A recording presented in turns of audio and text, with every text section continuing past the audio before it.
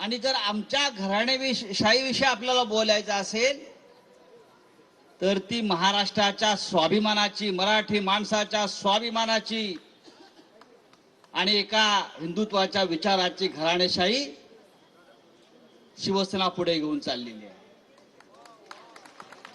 ही गुलामीची, गद्दारीची घराणेशाही इथे चालणार नाही या महाराष्ट्रात आणि शिवसेनेमध्ये. आज मुख्यमंत्र्यांना काही काम नाही राजन विचारे,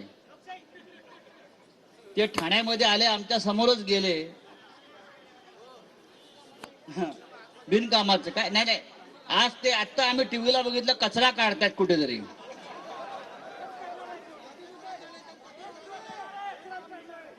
काय करतायत? एवढे कचरा काढतायत. आज ठाण्यामध्ये, उद्या डोंबिवलीत, परवा कल्याणला त्यांचाच कचरा आपण साफ केलेला आहे आणि साफ करू. फवारणी करा. हे जे वातावरण आहे उद्धवजी, ही खरी शिवसेना आहे.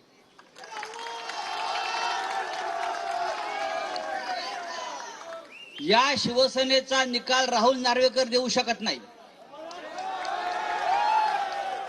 ही शिवसेना राहुल नार्वेकरची नाही जी कागदावर इकडे तिकडे फिरवतोय ती.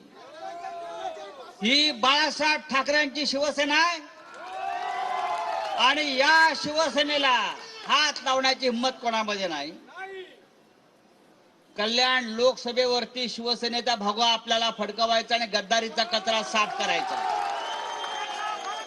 आणि त्यासाठी आजपासून त्या लढाईला सुरुवात झालेली आहे, लक्षात घ्या.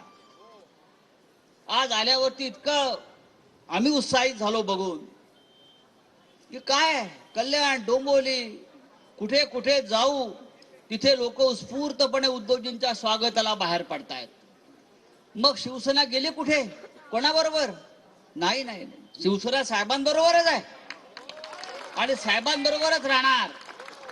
आणि म्हणून हा जो आपण आज निर्धार, निश्चय आणि निर्भयता दाखवलेली आहे ती शेवटपर्यंत दाखवा.